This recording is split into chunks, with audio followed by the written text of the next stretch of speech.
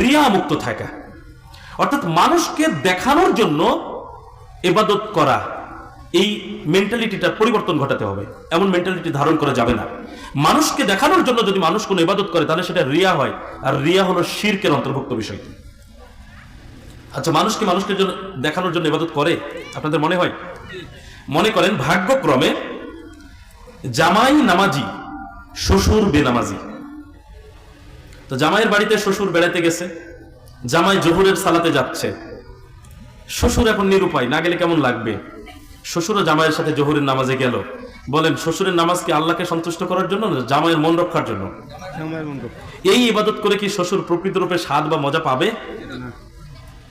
আমরা কোরবানি করছি, কোরবানিটা কার জন্য হওয়ার কথা? আল্লাহর জন্য। এই কোরবানি যদি আল্লাহর জন্য হয় তাহলে অবশ্যই হালাল উপায়ে হালাল পয়সা থেকে কোরবানি করা প্রয়োজন। একজন মানুষের টাকা নেই, তার উপরে তো কোরবানি গুরুত্বপূর্ণ নয়, তারপরেও লোকটা কিস্তিতে সুদে টাকা নিয়ে কোরবানি করছে। বলেন, ওর কোরবানিতেও কি স্বাদ পাবে? ইবাদতে পাপ করে ফেললো না?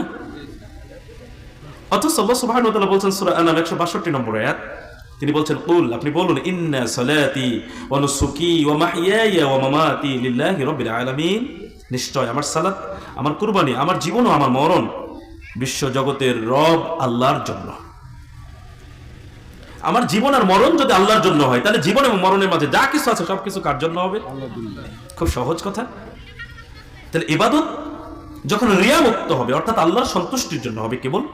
রিয়াটা হলো ইখলাসের বিপরীত শব্দ।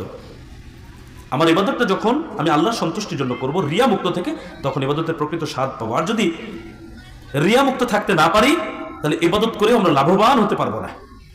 সহিহ বুখারীতে প্রথম যে হাদিসটি এত গুরুত্বপূর্ণ, রাসূলুল্লাহ সাল্লাল্লাহু আলাইহি ওয়াসাল্লাম বলেন, ইন্নামাল আ'মালু বিন্নিয়াত, সকল কর্ম নিয়তের উপরে নির্ভরশীল, অর্থাৎ নিয়াত অনুসারে আমাদের কর্মের প্রতিদান আমরা পাবো। এখানে একটা হাদিস শুনুন, সহিহ মুসলিম 4817 নম্বর হাদিস। 3 শ্রেণীর মানুষকে দিয়ে কিয়ামতের দিন বিচার কার্য শুরু হবে। তার মধ্যে প্রথম ব্যক্তি হবেন শহীদ।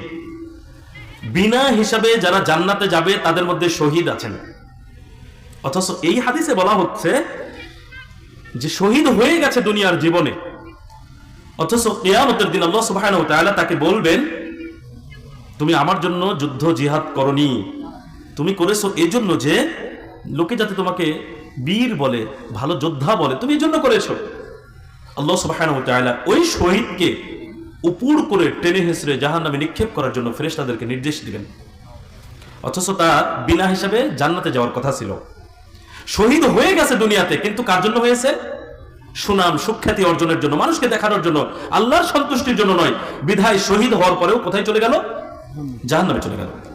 দ্বিতীয় নম্বর ব্যক্তি হাফেজ, কারি, আলেম, যারা আমরা দাওয়াতি কাজ করি, দিন ধর্মের কথা বলি, এই শ্রেণীর মানুষ আল্লাহ সুবহানাহু ওয়া তাআলা তাদেরকেও জিজ্ঞেস করবেন তাদের এই কর্ম সম্পর্কে।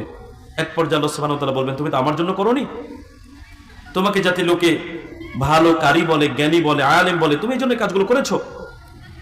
তার ব্যাপারে নির্দেশ দেওয়া হবে উপর করে টেনে হেঁচড়ে জাহান্নামে নিক্ষেপ করার জন্য। তৃতীয় ব্যক্তি দানশীল, দানবীর ব্যক্তি, যে আল্লাহর নিকটে বলবে,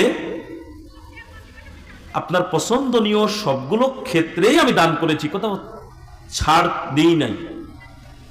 এরপরে আল্লাহ সুবহানাহু ওয়া তাআলা বলবেন, তুমি দান করেছো এই জন্য যে লোকে তোমাকে ভালো দানশীল বলে, ভালো দানবীর বলে, মারহাবা দিবে, মানুষ প্রশংসা করবে, স্বাভাবিক।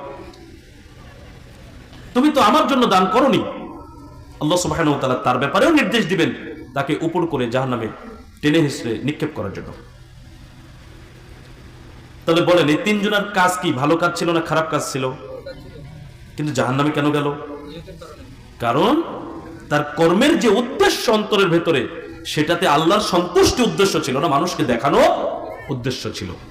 তো মানুষকে দেখানোর উদ্দেশ্যে যদি কোনো মানুষ কোনো কাজ করে, তাহলে সেখানে প্রকৃত রূপে স্বাদ পাবে না, প্রকৃত রূপে মজা আনন্দ পাবে না ওই ইবাদত করে।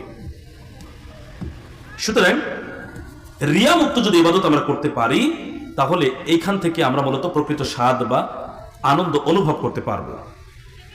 আর যদি আল্লাহর সন্তুষ্টি ব্যতীত অন্যের সন্তুষ্টি উদ্দেশ্য হয়, বা প্রশংসা পাওয়া বা কাউকে দেখানোর উদ্দেশ্য হয়, তাহলে দিন শেষে আমাদেরকে জাহান্নামে যেতে হবে। আরেকটি দলিল আমি পেশ করছি, সূরা মাউনের 4 থেকে 6 নম্বর আয়াতে আল্লাহ সুবহানাহু ওয়া তাআলা বলেছেন, ফাওয়াইলুল লিল মুসাল্লিন, ধ্বংস ওই সব মুসল্লিদের জন্য, আল্লাযীনা হুম আন সালাতিহিম সাহুন, যারা তাদের সালাতের ব্যাপারে উদাসীন, অমনোযোগী, আল্লাযীনা হুম ইউরাউন, যারা তাদের সালাত আদায় করে মানুষকে দেখানোর জন্য। সালাত আদায় করলে লাভবান হওয়ার কথা না ধ্বংস হওয়ার কথা? লাভবান হবে। কিন্তু আল্লাহ সুবহানাহু ওয়া তাআলা এখানে কি বললেন? ধ্বংস হওয়ার কথা বললেন। তাহলে এক শ্রেণীর নামাজিও ধ্বংস হবে। তারা কারা? যারা নামাজের ব্যাপারে উদাসীন, অমনোযোগী এবং নামাজ পড়েছে কিন্তু কেন পড়েছে? মানুষকে দেখানোর জন্য পড়েছে। এদের জন্য ধ্বংস। সংক্ষিপ্ত কথা থেকে বোঝা যায়, যদি আমাদের মধ্যে রিয়া থাকে, অর্থাৎ মানুষকে দেখানোর জন্য আমরা যদি কোনো কাজ করে থাকি, ইবাদত করে থাকি, সেই ইবাদত করে আমরা প্রকৃতরূপে স্বাদ পাবো না, মজা পাবো না, আনন্দ তো পাবোই না, উল্টো আমাদের জন্য ধ্বংস অপেক্ষা করছে, ক্ষতিগ্রস্ত হব আমরা। সুতরাং সতর্কতা অবলম্বন করা জরুরি।